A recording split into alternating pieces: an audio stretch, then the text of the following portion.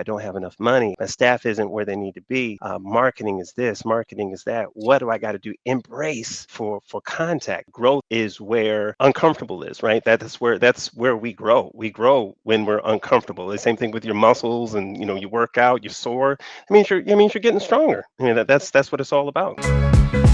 Got questions, we bring the facts. From proven pros who walk the tracks. Business life, no smoke, just flames. Ask the experts, David Williams brings the game. All right, welcome, everybody. It is that time of the week. It is May 29th. It is 10:30 a.m., and we're coming at you live in the Insurance Syndicate Group on another episode of Ask the Experts. And we have a very, very special guest for you today. That guest is Mr. Toby Brazwell, a dynamic storyteller, entrepreneur, mentor that career bridges music, business, and personal development. Currently a district manager for farmers, he recruits, trains, mentors, agency owners, guiding hundreds of professionals. He's an author. He's a speaker with his book, Empowerment Chords. He's a podcast host. He's got creative roots as a former MC and producer. And it doesn't just stop there, because he is a family man, married for over 20 years, high school age son, and he stays grounded in purpose, committed to building even stronger communities. I'm incredibly excited today. Toby, welcome to the show, my friend. It's an honor and a privilege to have you on. Oh man, thanks so much for having me. Appreciate the invitation, and the just as the welcome, man. Let's get talking. Let's get talking. That's what we're here. I love it. Let's do it. Where we like to start is maybe tell us your American dream story. What got it all started for you on the path of entrepreneurship, and then what led to where you are today? Yeah, I think when we talk about, if we're going to talk about entrepreneurship, having your own business, I think it's a dream for a lot of people. A lot of people just don't think that they have the money to start, or they just don't have the opportunity. Maybe they don't have the time. For me, my passion for music really led me down that path to kind of be my own entity. If in hip hop, um, back in the day, David, where we made our own beats, and we would be, the first of that whole generation of like bedroom artists and producers, right? So we'd have the microphones there. Hey, I had all that Those stuff. are the So best of the best. We're probably like dated back to the same thing where yeah. we got Dr. Dre Oh and yeah, of course, dude. Please come all on. right. We're Yeah, right here. We're right there. yeah, We're right yeah. there. So That's when music was music. yeah. Well, it took, to get your music out. I mean, you're literally, you're doing like Master P, right? You're just selling tapes out the car, selling CDs out the car, and this is way before QR codes and Oh, absolutely. MP3s. So you had to hustle in order to get your word out. You had to really think about marketing, and I didn't call it marketing. Back in the day, we just called it hustling. We call it selling CDs. That's what we had to do, getting the word out. Doing shows. No, the phone wasn't ringing. We had to go to the clubs. Like, hey, we'll open for so and so act. We'll open for that. We'll travel. You don't have to pay us. Just give us a table. We can sell some merch. We felt strongly like if we're on stage and we're performing, these people have never heard our songs. I tell you what, they will remember me by the time we get off stage. They're going to remember us. They're going to remember us. We know what we're doing. All that. Fast forward to the time where I'm selling insurance. A lot of people are like, man, you got to call people you don't know, and you got to ask some questions, and health questions, for life insurance. I mean, and aren't you afraid of the no? It's like, dude, I've been booed on stage before. You think a no from from somebody I probably am never going to talk to again is going to scare me? Like, no, that doesn't Right. scare me at all. No, let's do it. Once you've battled in front of 40, 50 of your peers, once you've hip hop battled and things like, I mean, it's not too much that's going to scare you in this business. So I think that kind of started my entrepreneurial type mindset. Having respecting fear, but not letting it just overrule everything that I was going to do. I'm still willing to take chances, still willing to experiment, whether it's talk paths, whether it's the different uh, marketing opportunities and what have you. So yeah, Long answer to a good question. No, I love that. I love that. I think, that's, prime example, success leaves clues, right? We all start somewhere. And then at the very moment, one door shuts and another one's opening, and we think we're starting over. We realize we're just building off of the foundation from that prior place. And, I'm a big believer. God closes the doors that are meant to be shut and opens up the right ones. And, a lot of times those prior doors are preparing us to where we're really ultimately meant to be. So I had kind of a similar story and had some doors forced shut on me that I didn't see at the time, and realized that the things I thought were happening to me were happening for me to kind of, get me exactly where I needed to be. Oh, absolutely, absolutely. I mean, you learn you learn so much. I think with us in music, it was we had a couple of really bad experiences being on stage, and the music was skipping, or the equipment wasn't working correctly, and it was like, oh my God, what are we going to do? Well, I mean, what I did was it was all about redundancy, right? It was all about Yep. redundancy. I've got 3 and 4 copies of our playlist. I've got this, I've got that. I mean, I've got all the technology that you could possibly ask for in order just to make sure that we can do this. Well, you know, when you look at insurance, insurance is so much of that. It's so much about indemnity. It's so much about that. Like, hey, if this happens, what can we do to get us back to where we were before? That's the whole concept of indemnity. So when I'm explaining that to people, it's not there to make it any better. It's just there. It's not there to better your situation. It's there to get you right back to where you were before. That's the whole Oh, concept absolutely. of insurance. So. Yeah, and I know in your book there, the Empowerment Chords, you emphasize intentional growth. Could you maybe dive into that a little bit? Of what is the Empowerment Chords all about, and how do you translate that into helping fellow business owners that are out there? Yeah, that's a good question. Thanks so much for it. So I initially wrote the book for my son. So when you're in this business, I was talking to Andy earlier, you guys do a lot of recruiting, and that means we essentially talk for a living, right? We essentially talk for a living. That's a fact. And so with so many agents that I've worked with in the past, I realized, man, I am repeating myself so much. I'm saying a lot of the same things. I really would like to, uh, you know, put all of these concepts in one place. And specifically for my son, just in the event that I wasn't here to help him navigate through some of the challenges that might come his way. So I just started writing them down, some ideas, some concepts to make sure that he felt strong no matter what came his way. And these are lessons that I've learned. So each chord is essentially a lesson. And so the word empower for each letter in empower stands for a different lesson. So the first E in empower stands for everything is an interview. Everything is an interview. So uh, one thing I really respect about what you guys do. I've communicated with Andy countless times. Andy is always polite. He's always very intentional. Gets down to business. He is whatever he says he's going to do, he does. He always follows through, and I think I really respect that because in business, that's not always a guarantee. Yep. And it just kind of revolves around this concept of, hey, if we treat every interaction as if it's an interview, we get the best out of that interaction. We get the very, very best. I mean, that means people are on time, people are presentable, people are prepared. All of the things, all of the things. And since you guys do recruiting, you guys know what I'm talking about. You've all interviewed someone that hasn't been ready to be interviewed. They were late, right? They Yep. were discombobulated, all the things. So I wanted to take that concept out of the interview room, and I said, hey, what if we treated every interaction as if it was an interview? Man, would that better the relationships that we have with our friends, with our neighbors, with our teachers, with our, policemen, with a congressman, with everyone? Would that, if we treated everything as if it was an interview, man, where could we really take that? So that's E. And then M stands for if you want more, you have to do more. So it just kind of goes on and on, David. I won't Yep. bore you with that. And of course, I want everybody to buy the book. It's on Amazon. So, Yeah, selfish, I yeah. want people to buy the book.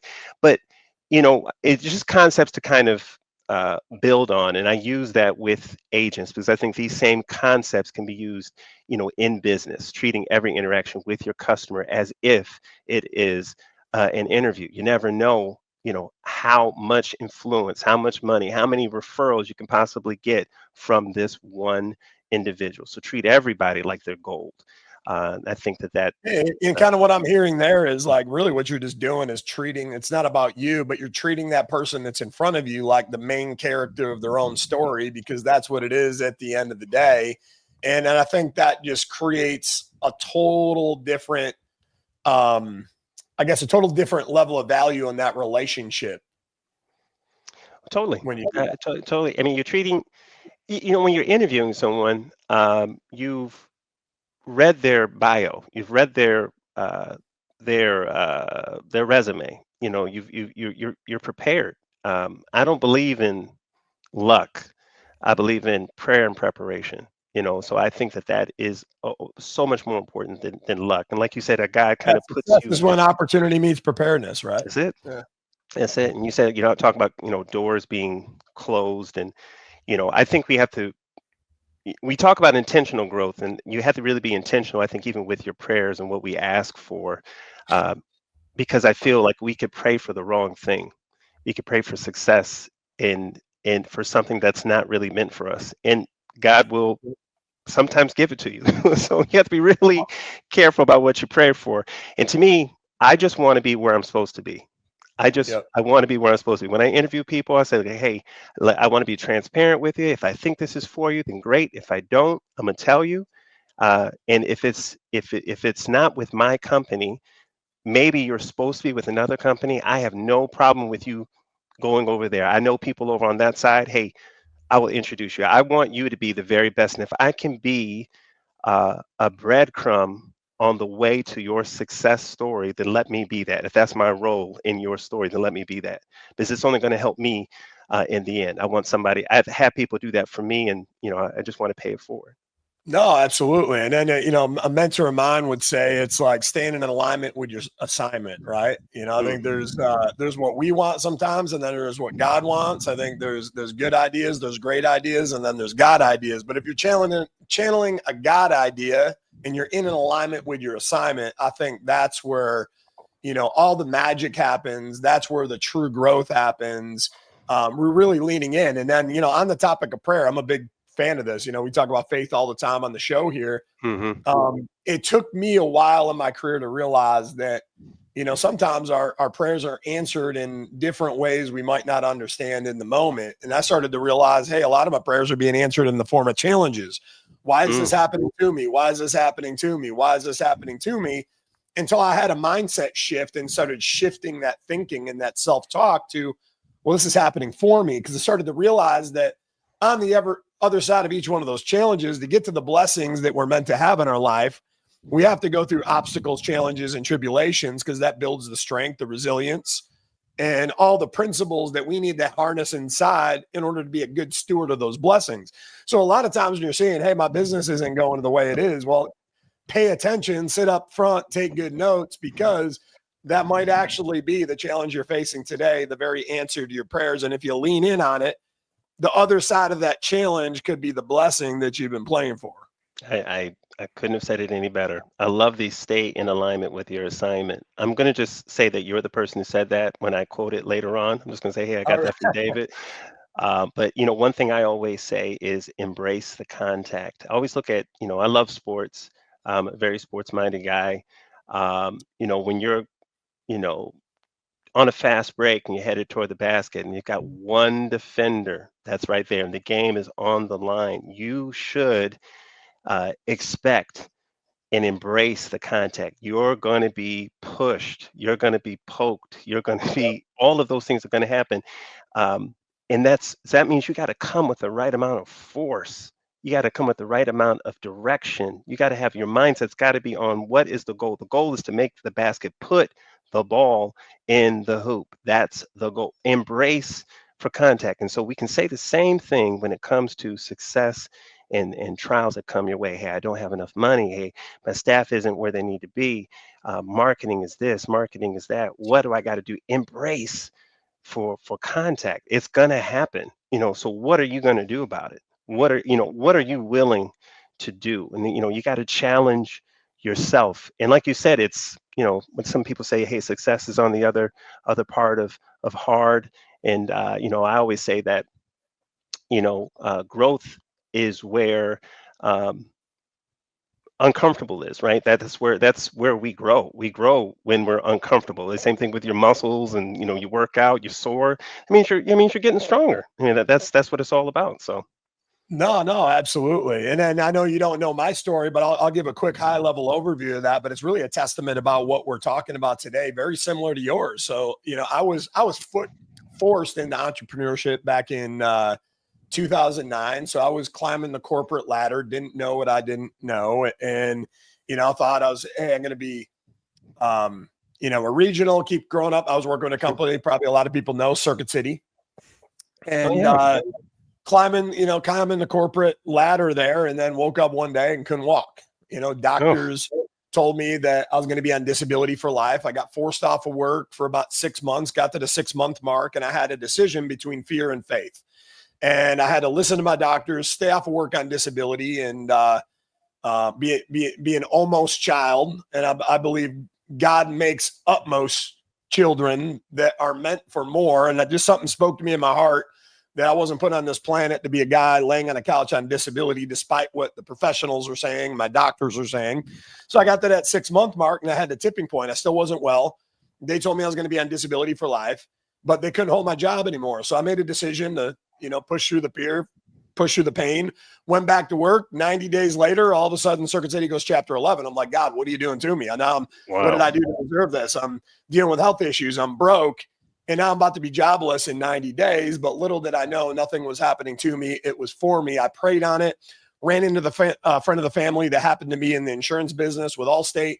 Young kid doing good. I was like, man, if he can do it, I can do it. I knew I couldn't work for anybody else anymore, but I had to work on my own terms. Not that it wouldn't be hard, Sure. but on my conditions and my terms. And that was the door that God was opening for me. So I leaned in, started getting my insurance license at night, and wrote out a check for $1,000,000. And it wasn't about the money, but I was like, if I can figure out a way to cash this check, that's my vehicle to live the life that I want. Find the doctors outside of the normal medical system that can get me to a whole new place of wellness, which I did.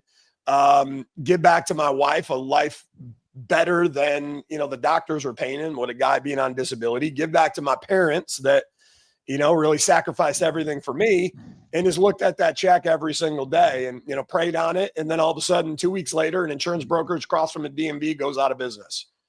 So that was a sign to me. And that was 100 feet away from Circuit City at the time, same shopping mall.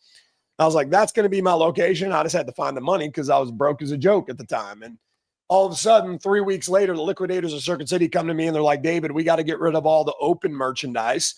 But because I wasn't in the lens of a victim, and I started to have, again, what my mentor would call a miracle mentality, looking for opportunity rather than sulking in my problems at the time. When they came to me and said, hey, we got to get rid of all this open merchandise. We don't care what you say, pennies on the dollar, light bulb went off, God idea.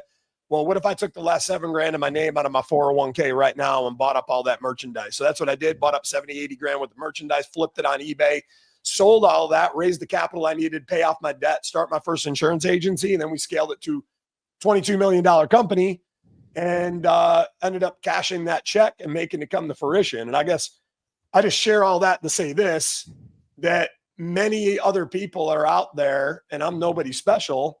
Many other people are out there like you too, that are sitting in a setback, but instead of allowing it to cement you in a setback, maybe step into that challenge. And on the other side of it is the life that you were meant to live. Hey, I really appreciate that story. Thank you so much for sharing. I think that, they say that you don't need the building to have church. And I think, we don't need necessarily a preacher to have testimony service. And I think that's what we just what we just had. I think we just had a fantastic Absolutely. testimony about the power of faith. And, we're truly, I have a friend of mine, and he really focuses on the rareness of us, us all being rare. Like, Andy's one of one, David is one of one, and that's, Toby is one of one, and how amazing we all are. And I think that story just really speaks to it.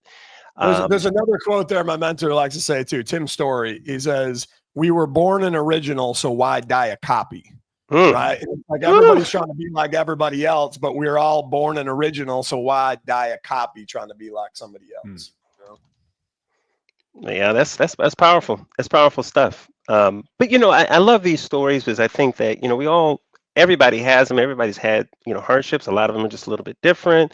Some struggles have been a little bit more, some have been a little bit less. But regardless, for the individual that's going through them, hey, it's a lot. And God puts these things in our path for a reason.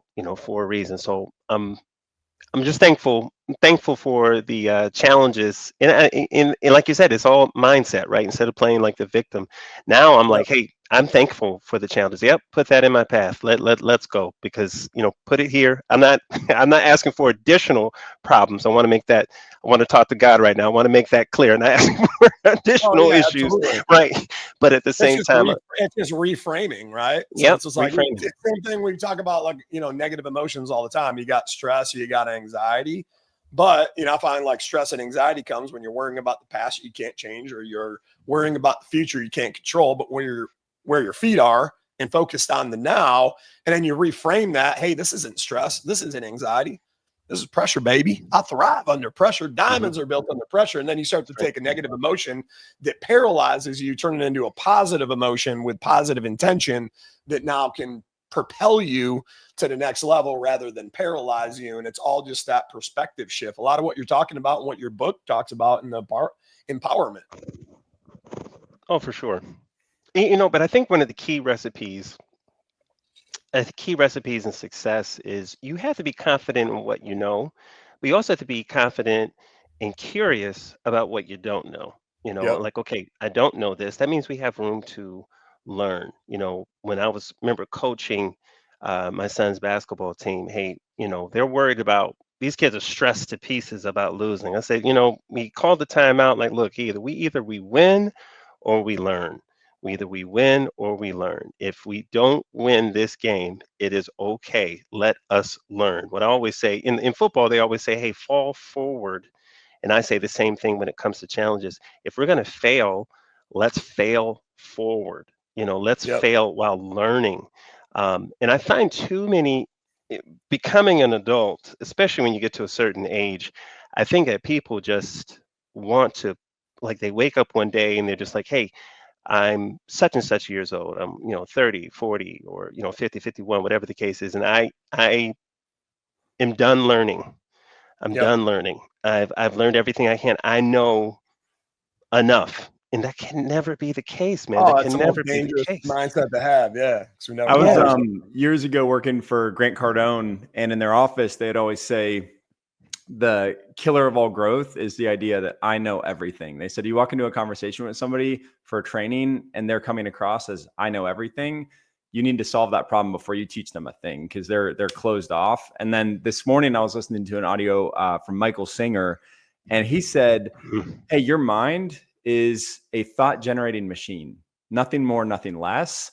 And what you feed it is going to change the coding of it and the algorithm. So it was a good reminder to me. I was like, oh, that's why I need to make learning a daily habit, because whatever you're feeding that computer, and if you just cut off the feed, then you're just going to stop time. Like you're in the Yep. past and you're living 10, 20, 30 years ago versus like evolving. And then you look at like professional athletes, they're not running the same playbook they ran 15 years ago. Like they continue to win championships. They got a new playbook. They're going to the gym every day.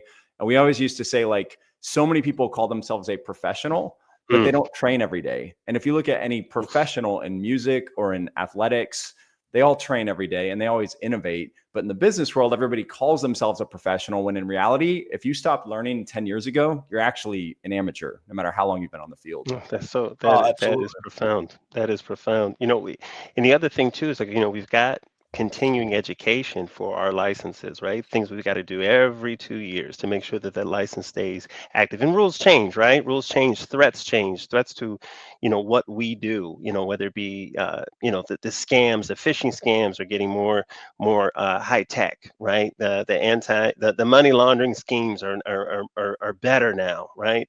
All of that stuff is happening. So we got to keep our agents, up to speed in regards to all of that. But being an adult is a choice, I feel. I think being an adult is a choice, and I think it's a choice we have to make several times a day. If you've got kids, being a good parent is a choice that you make several times a day. Hey, how do you show up for them? Being a good partner is a choice every day. How do we show up for our partner? So being a good leader. I mean, we can go on and on and on. Yep. But what, like you said, Andy, what are we feeding the algorithm that is the mind? How are we learning? Are we reading books? Are we taking, seminars on this? Are we doing our own study? And even books that you've read before, are you going back over them again and again? I mean, there's some books that I do that with. I read it over and over again. Just was like, man, I really want to It's own that in. repetition. Yeah, the repetition, Yep. man. It's running the circuit, just like you're working out. I mean, you It's do like it with the whatever the Bible. input is, your input's going to equal your output, whether you like it or realize it Hmm. or not, right? And I think to what you're saying there earlier too is like the fail forward. I love that perspective because I think a lot of people look at it with a different way, Hmm. and it's just all from society. I think society pushes the force of average on us, limiting beliefs that are on us, and we got to break through that box that society tries to put us in. So society tries to teach us there's failure and then there's success. But Right. the reality is you do got to fail forward, and there's no failure unless you quit. And failure is really part of the path to success. And it's those taking those lumps, it's making those mistakes when you turn them into lessons. It's like, what did I learn from the lesson that leads to having a successful life? And I don't think when you look at the most successful people in the world, like you can't name one person where failure, even including our own stories, each one of us on this call, where failure was not part of the process, but we didn't give up. And that built grit, that built resilience. So that was part of the lesson that led to the Absolutely. success. Yeah. Yeah. Yeah. Toby, I got a Love it. question for you. So let's say you onboard a new agent, right? And they're Yeah. 60 days in, 90 days in, 120 days, and they reach their first big mountain that they got to climb. And they've never been there before. It's new territory, and they're just freaked out. They're up at 1 a.m, pacing. They're thinking maybe I should just pull the plug on this thing. I'd be curious what your pep talk looks like for an agent like that, who's at that pivotal kind of fork in the road in their own decision-making process. And how do you help override that fear in those moments with those individuals? Yeah. Well, I think when it comes to that situations like that, I always try to break it down. Those tough conversations initially try to break it down to just facts. Let's look at facts, because typically something happened, something changed from the beginning to where they're at right now. And a lot of times people get so uh, drunk on success, for lack of a better term, that they stop doing the things that they were once doing. So we gotta figure that part out first. And if they're afraid, fear, they say is false evidence appearing real. Let's say that this happens. Let's say, what's the worst possible scenario from this challenge that's coming up? What's the worst case scenario? Okay, if that happens, what what would that mean for you? Okay, and what do you think I would do to assist in that case? Okay, we just break all that down. Okay, now that we have that flushed out, that's the word. Now that we know, like, that would be the plan, that would be the list of actions that we do. Okay, now let's work to not let that happen. What can we do, and how can I help? Um, and a lot of times it just has to do with activity. A lot of times it's just activity. Mhm. If we really break that down, I think activity is key. So I say desperation is the absence of options. We need to work to make sure that we have as many options as possible going forward. That's why when we talk to customers, when you get them on the phone, I think cross-selling is so important. It's so hard to get somebody on the phone and speak with them and sell your products. So when you're selling, you can't be just thinking home and auto. That's yesterday's thinking. You can't be just thinking about home, auto, and life. Again, That's yesterday. We have to sell it all. You have to sell it all. Like, Yep. so whatever learning that you've got to, do, you got to, we got to do that. And here's the other thing too. It's for, for business owners. I use a sports analogy. If you want opportunity, we have to move sometimes without the ball. In basketball, if you want an open shot, you have to move without the ball. So the ball is the opportunity. God will bring the ball up. God's the point guard. God will bring the ball up. Now just looking for you to be open. Run the play. Hmm. Run the play. Love And then that like you analogy. mentioned, yeah, and then like you said, now it's all about training. What are you doing daily? I break down the people's schedule. Like, what time are you waking up? What time are you going to bed? What time are you getting into the office? Is there anything that we can change out of that? Hmm. Is there anything we can change? If you remember that game, historic game between Indiana Pacers and the Knicks. Not this year, right? Not this year. Talking years ago, Reggie Miller's playing, right? Reggie Miller's playing, and the team is down. The team is down. They have seconds left. They have less than a minute left to go in the game. Less than 30 seconds. This dude scored 9 points, right? In like 6 seconds. I mean, it was like boom, boom, boom, to win the game. If he can do that in 9 seconds, what can we do in an hour? What can we do in Hmm. 24 hours? What can we do in a week? What can we do in a month? What can we do? What can't we do is probably a better question. What can't we do? This man, you just heard David wrote himself a check for $1 million and put it somewhere. Who thinks like that? What can't we do? That's I love that. And once we are in that mindset, not worrying about failures from yesteryear, as long as we learn from them, not worrying about potential failures in the future that not even here, might not even ever be realized. We worry about what's most important, that is the present, that is now. What are we doing now? To And, better our situation, moving without and the I, ball. I think exactly to your point, what can't we do? And I got a bracelet on here. It says, was it Matthew 19:26? Through God, all things are possible. So knowing that all things are possible, what does that mean? Well, that means nothing is impossible. You think about some of our problems sometimes that we're focused on, well, I have no idea how I'm going to do that. And we're at that point to give up. Well, we got a guy on the planet, Elon Musk, that is going to Mars. So if Yep. he could make a vision come to fruition and get a rocket to go to Mars, like it kind of pales in comparison. Like, well, can you really not do that? And Right. when you compare that, then it gives you, I think, a perspective shift that, really this is possible. I just need to look at it from a different lens. Absolutely. Absolutely. It's all about, I believe it's all about perspective.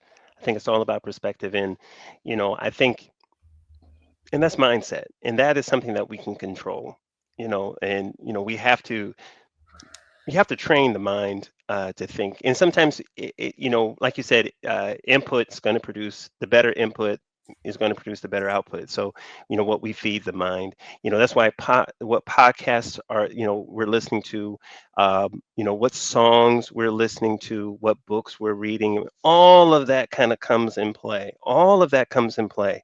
If you Yep. are, if you're the if you're a dish, what are we, what are the recipes of that? If all of our past experiences, lead us to this, what are you feeding, what are you intentionally going through Oh, to absolutely. put yourself in the best And situation? I love this topic too, because if you think about that from the input equals the output, it's kind of like, let's say Chat GPT, for example. If you're only using Hmm. that as a basic spell check, well, your output is going to be very limited. But imagine if you use it as a second brain. Imagine if you use it to increase your IQ by 20, 30 points. Imagine it if you used it like a mentor or a partner.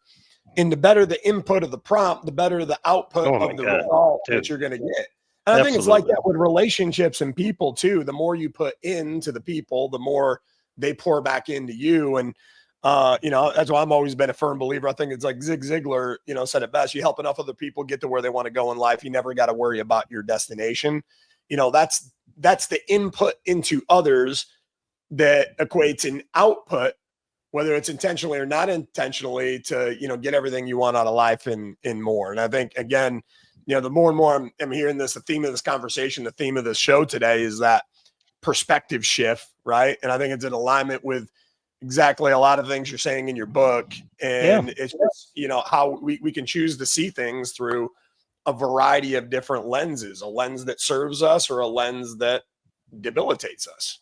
Yep. As in the book, I always say the tagline is change your perspective and find your power. Change your perspective and you find your power. And I I kind of look at it as being that one from that show from back in the day, Heroes, save the cheerleader, save the world, right? So to me, it's Oh, just kind of like to me, it's the same thing. If you could change your perspective, you can find your power. And a lot of times when we're talking about this, this fear of the future or of failure and all that kind of stuff. A lot of times they don't feel strong in those moments. They don't feel strong, whether it's relationship issues, whether it's a job issue, right, of employment, whatever the case may be, relationship with their kids or family or whatever. They don't feel powerful in that moment because if they had the power, then they would use said power to do that, right, to solve their oh, problems. 100%. And I think in But those moments of weakness and in those moments of fear, as leaders that are out there, it's like sometimes as leaders, we got to find, as a part of leadership, the right partnership, right? I think of mm, Michael Jordan, right, during the flu game. Could he have had the game that he had without great partners around him because he was in a moment of weakness? So what did he do? He leaned mhm, on Pippen. And because he had the power of partnerships on his side, he took what could have been a catastrophic game and turned it into something totally different through that power of partnerships. And that's why I want to kind of take this a little bit now too on that sure. leadership lens, because you're in a place now, as opposed to just being a leader, you're now a leader of leaders. So I'd be curious, Mhm. what is in a day in the life of Toby leading leaders, and what does that look like in your current role right now? Yeah, it is definitely different. It has its own set of challenges, right? When you're leading a staff of W-2 employees, I mean, literally, you tell them to go left, and if they want to continue working for you, they go left. I mean, that's the way that it works. But when you're working with folks that are 1099, you're working for the independent contractors, working with independent contractors, and you're an independent contractor yourself, you know, I always want to at first tell them what my job is, and then, my job is here to help you. Your success is my success. And, in order for us to work together, if I'm here to teach you or consult with you, let's put it that way, I do fully expect for us to learn from each other. But one thing I always say is that, you know, there has to be, both sides have to be willing to learn and to listen. Uh, in this situation for this to work. If one party is not willing to do both of those things, then it's over.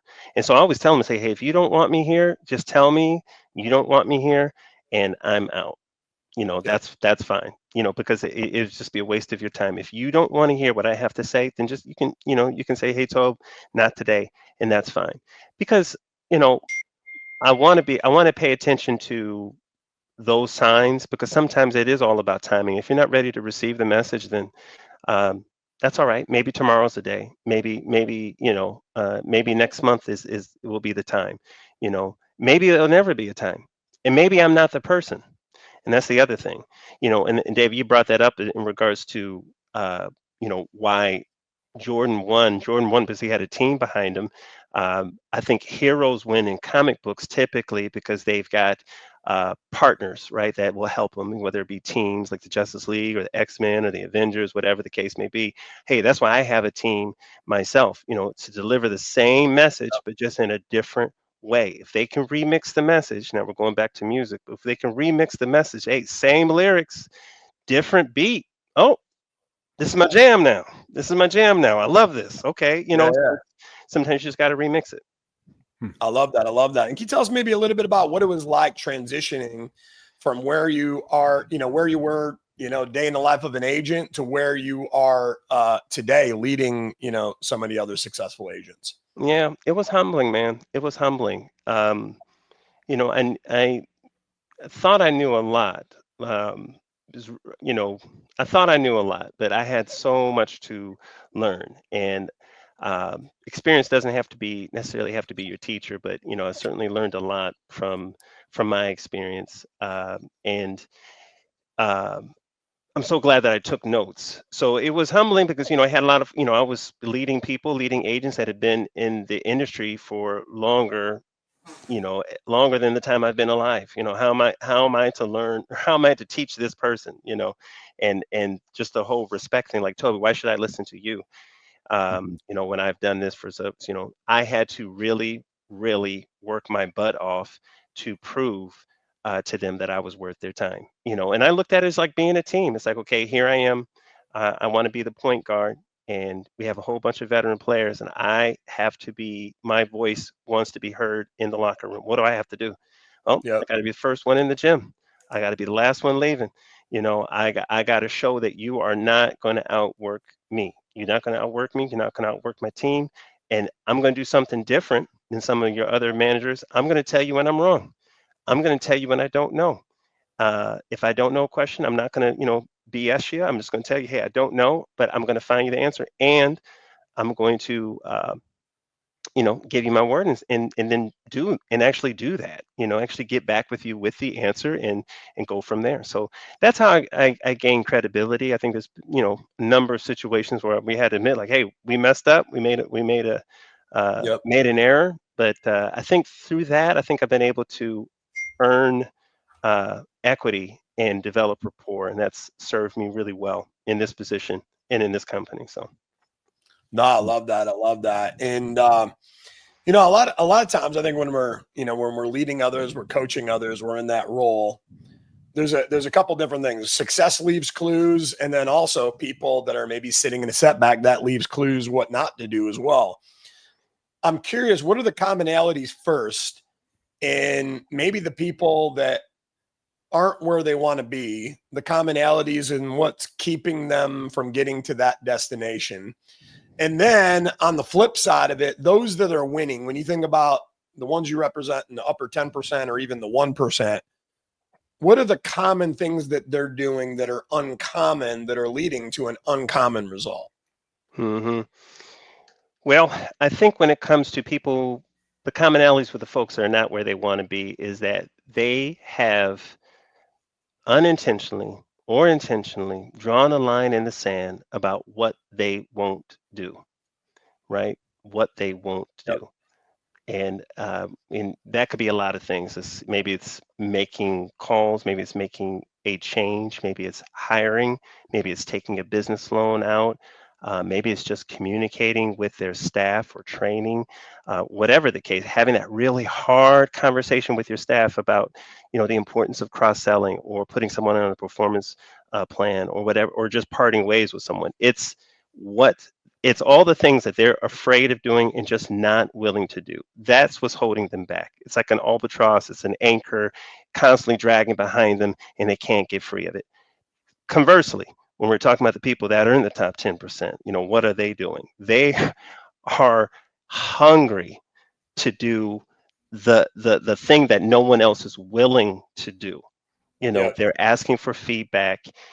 They're confident in themselves, but they're always in the mindset of learning. They know the difference between constructive and destructive criticism, and they're hungry for the constructive criticism, for something to build off of. In this industry, I learned that lesson really early on. I was talking to another district manager. I was talking to him, and he was just talking to me about the importance of like financial services. And he's like, Toby, I have a band of other DMs, and we share our folios with each other. Like, that's essentially showing your paychecks. Like, hey, we show every month. Every month, I'll let you look at mine. I have no problem. And this is normally something that, I felt like people would be really hush hush about. Like, why would I share what I make? Why would you share what you make? He's Yeah. like, Yeah.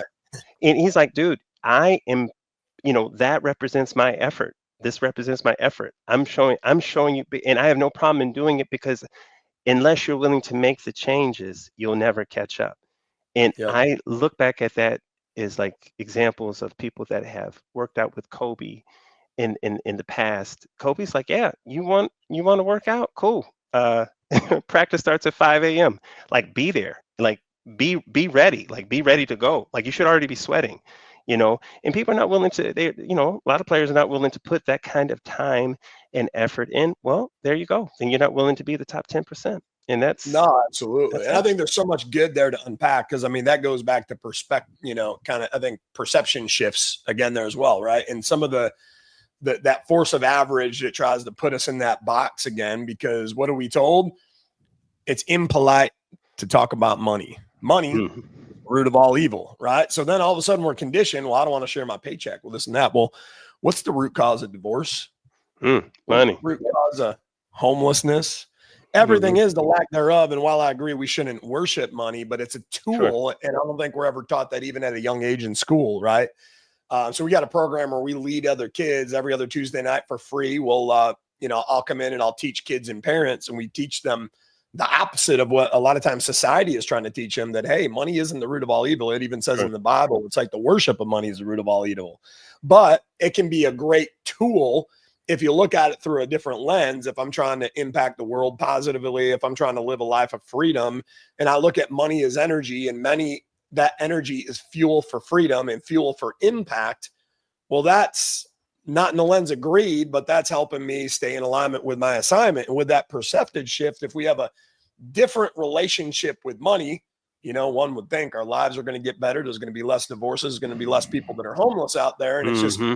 embracing it a different perspective. And I think another thing that you were saying there too, when you're talking about um, those that the commonalities between those that aren't where they want to be, and the commonalities between people that are where they wanted to be and beyond. What I really unpacked out of all that is the people that aren't where they want to be, they've created resistance to discomfort. So Hmm. instead of embracing discomfort and being comfortable being uncomfortable, right? And I think that's where growth and stretching and learning goes. We say, hey, I'm never going to do this. But I think it's not that they don't want to work and they don't want to do that. There's a certain level of fear to discomfort that Oh, for creates sure. complacency, right? Whether it's maybe I came in, started an agency, but I didn't have leadership skills. I was a great salesperson, but I never leaned into leadership. So I draw a line in the sand. Well, I never want to be a leader. I'm going to stay on the phone and sell. Well, now that's creating limitations on myself because I'm not stepping into that, discomfort zone. And on the flip side of that, it's like those Hmm. that are winning. What is the winning formula that I heard from you? Well, it's like they're very consistent on pressing through discomfort until it becomes comfort, because it's like second nature. It's just like anything else. When we first learned to walk, it was uncomfortable. We fell down 100 times as a kid, right? But then Totally. somewhere we Yep. lose that mindset along the way, that resilience, that grit along the way. And, those are the attributes I'm sure you're probably looking for in district leaders when you're hiring. That, anytime we're hiring for our team, we're hiring the things that aren't on the resume, the things that, you typically can't teach and coach: grit, resilience, integrity, like that will to win, like just that mindset that's there. Because I think if you got that formula packaged up, like you could be successful over in selling, I don't know, Hmm. cars, whatever it might be, and it's all going to translate. It's easy to teach insurance, but it's a lot harder to teach those principles or instill those principles into somebody that doesn't have those, base non-negotiables that are the formula to success. Totally agree. I totally agree. Yeah, it's all the things, but having the right perspective, and in making the choice. I've been saying it. Evolution is a choice, and we have to. It's not one that you just make on Monday and it just carries on for the whole week. Like, no, it's actually a choice that you're going to make on a Yep. daily The basis. choice of the infamous, the red pill and the blue pill, Hmm. right?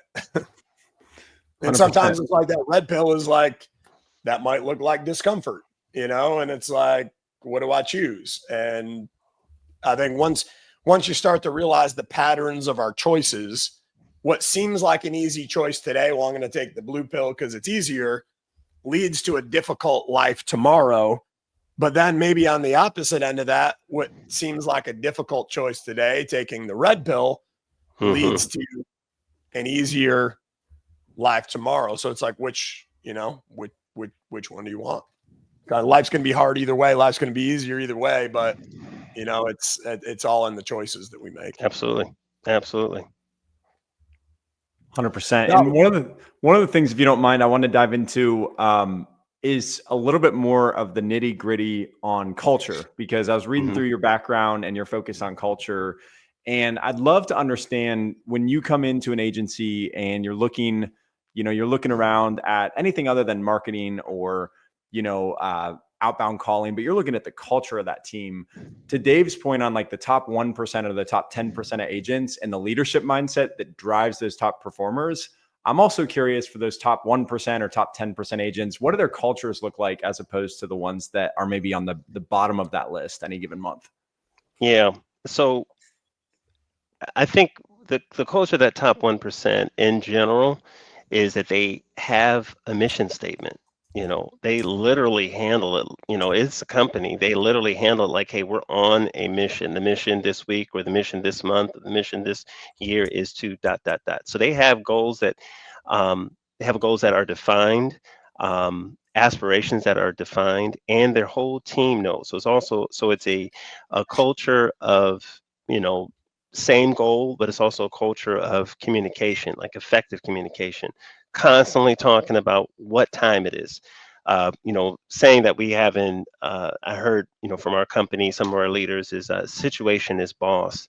And the situation is always changing, right? The situation is always changing, whether it's, hey, this something, we had a couple claims, we had a storm run through, and now that's the situation. The situation is this, we got to handle this right now. That's the boss, right? Whereas, hey, these leads aren't, the leads aren't popping quite like they were the month before. We have to do something else to make up that money.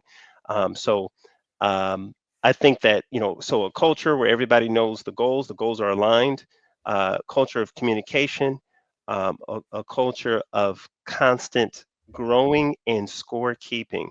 Also, I think that everyone knows what the score is. You should know how many policies you've sold. You should know what the premium is. You got to know your numbers. Like how are we playing this game of basketball and we don't know the score? Like we're playing horse. Like, what do you have? Is it you have HO and HOR? What do you have? How are we not playing? How are we not keeping score? So same thing with business. Like, you gotta know your numbers. You have to know your numbers. I And love that you talk communication too, Toby. Mhm. Like, that's one of the things Ray Dalio talks about in the book Principles, is this radical transparency, radical communication, open lines throughout the entire organization. And you're right. Like, if the team's not talking, if you don't have that open line of communication, you don't know the score, it's like everybody's running on their own playbook, but you can't actually make progress as a team. So we hardly ever talk about that, but that is such a huge piece of culture, is just open communication. Big time.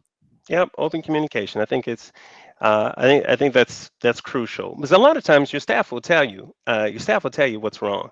Like, hey, we could be doing so much better if you did dot dot dot. All right. So, and sometimes it's like, well, we just don't, Toby, we don't know what's important. We don't know what the goal is. Like, oh, okay. Like, you've got the goal in here, Toby, but you haven't shared it with the rest of us. Like, oh man, okay. Yeah. And you That's a don't know problem. what you don't know. And so you ask, Mhm. right? And I call that like inspecting what you expect, right? And so it's Totally. like, I can set the expectation, but if I don't inspect, like, okay, they're not doing it. Well, why aren't they doing it? Well, maybe I got to look in the mirror and I didn't give them the tools and the recipe success. Maybe I wasn't clear on the deliverable. Maybe, I think leadership, when I hear it, it's like shadow of a leader, I like to call it, because people will do as you do before they do as you say. You could say what you want them to do all day long, but they're more watching than listening, and they're paying attention to how you show up every single day. So if your behaviors, your actions, and everything that you show as a leader isn't congruent with what you say, well, they're more than apt to model after your behaviors, rather than like what you're telling them that you want them to do. So if you're in alignment with, hey, I need you to do this, but I'm going to lead by example with that, and I'm going to show you how, and I'm going to give you the tools, and oh, by the way, I'm going to follow up, and I'm going to inspect what I expect. So there's that, whether it's a peer-to-peer accountability, it's a leader to mentee accountability, it's employer to employee accountability. There's got to be that accountability piece there. Perfect. But I would challenge everybody. We talk about this a lot on a lot of episodes too. Make it more than leading or managing the KPI. find out, it goes back to that old saying again, too, helping up other people get to where they want to go. You never got to worry about your destination. So it's like the employees that are working for us, hey, what's important to you? What are your personal goals? Okay, I want to live in a safer community. I want to get into a nicer house. I want to get into a more reliable car for my family and put my kids through college. Okay, great. Now we're cooking with sauce. Okay, what are your professional goals? I want to be in your seat. Well, do you know what that entails? Okay, great. Well, as your mentor, as your leader, I want to help you get to where you want to go, but do I have permission to hold you accountable to a totally different standard of what it's going to take to get there that's above and beyond your role and responsibility now? So now what that is, it's like a shift in the way you're talking, in the way you're leading, in the way you're managing. It's no longer, why didn't you get the dials? Why didn't you get the quotes? Why didn't you get the deals? Why didn't you get the sales?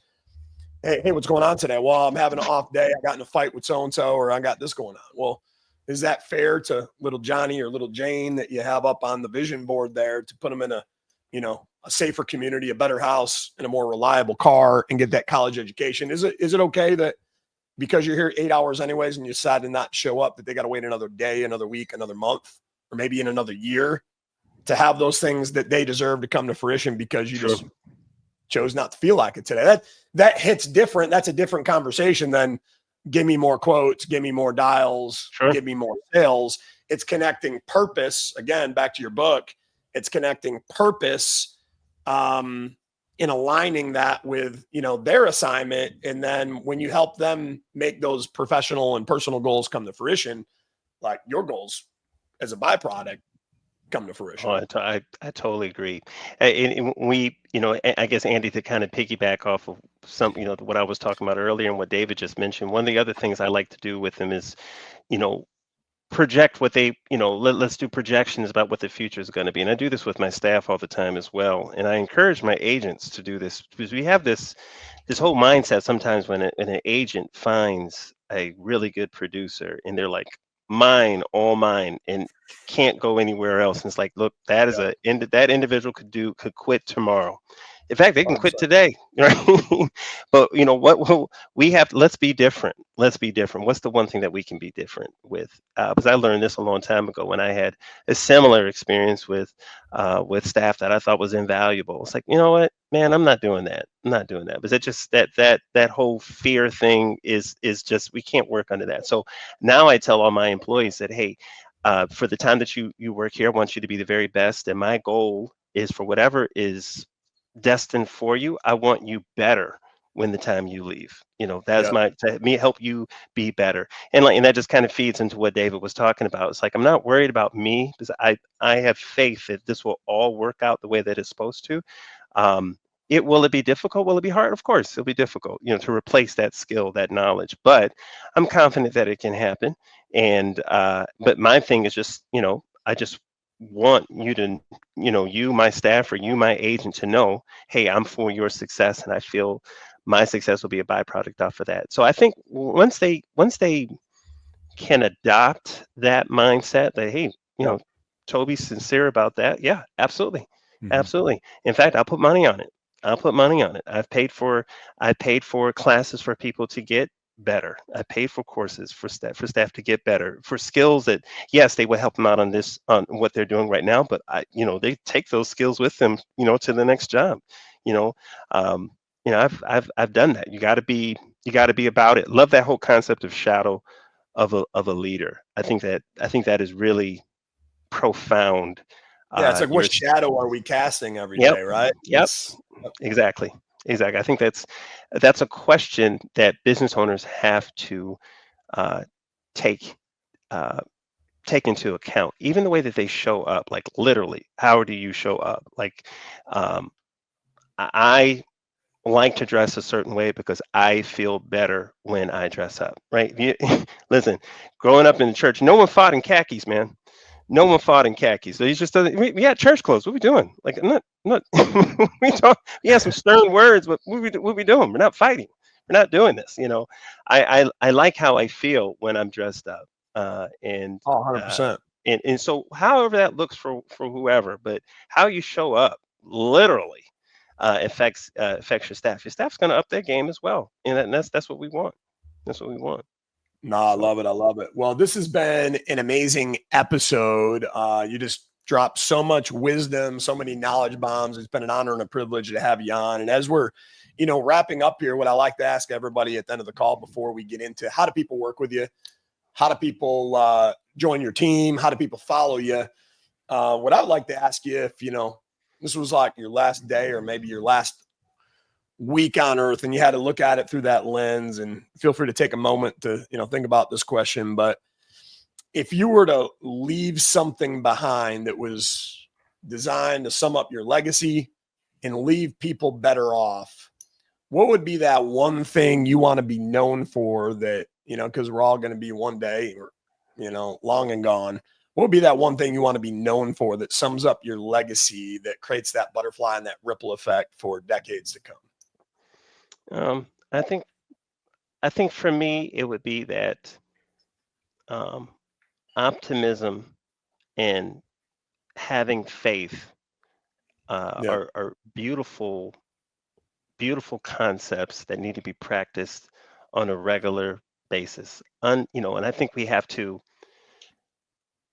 there are certain words, we're wordsmiths, right? We talk for a living. There's certain words, certain passages. I mean, you mentioned like a Bible verse, certain words that just they really resonate with me. And one that resonates with me is the whole concept of a covenant, right? You've got promises. But I think covenant is taking it to like another level. Like God didn't make a promise; He made a covenant. Like, oh my God, covenant. I mean, that word is longer. It's just something that's a word, right? That word has power. And also, I think another word that does it for me is unconditional. Unconditional. I think our faith has to be unconditional. I think our love first for ourselves, and then because I think we have to start with us first, and then our love for fellow man has to be unconditional. I think if I were to sum it up, I also, you have the African proverb, hey, it takes a village to raise a child. Well, those children grow up, right? And if we believe it does take a village to raise a child, I also think it takes a united society to nurture a thriving community. All right, a united society to nurture a thriving community. And united doesn't mean uniformity, right? We can all be united and want the best, but we don't all have to think about the same thing, right? We can all think differently and just want the best, whether that be in whatever. So I think that would be the thing I would like to leave behind, just that, having unconditional love for community and service and faith. I love that. I love that. Great answer. And again, it's been a great episode. And I guess, how do people work with you? How do they, how do they find you? How do they follow you? Yeah, so I'm on LinkedIn is probably the best way professionally to reach me. Certainly, befriend me, send me a message. I would love to talk to anyone. I'm always open to talk to people. You can, I do have a podcast that I do as well. Podcast is called Riffs on Riffs. It's a music podcast. We just, two men of a certain age is chatting about music and our thoughts about it, cracking dad jokes back and forth. But if you are interested in purchasing the book, the name is Toby Braswell. The name of the book is Empowerment Chords. You can find it on Amazon. Please let me know. Take a look at it, read it, let me know how you feel about it. Love to get that kind of feedback going forward. So yeah, those would be the ways to get in contact with me. Boom. I love it. So there we have it, folks. Just nothing but fire from Toby here today. Just such an incredible guest. So if you're still watching live, make sure to show some love down in the chat. Drop some emojis, drop some fire, drop some love. If you're watching the rerun, do the same thing. For spending that time with us today, and check him out. If you're looking for another opportunity, he's a great leader that's looking for other leaders that can go out and change their life in the insurance industry. And check out his book over on Amazon. But Toby, thank you so much for your time. Thank you for coming on today. It's been an honor and a privilege having you here.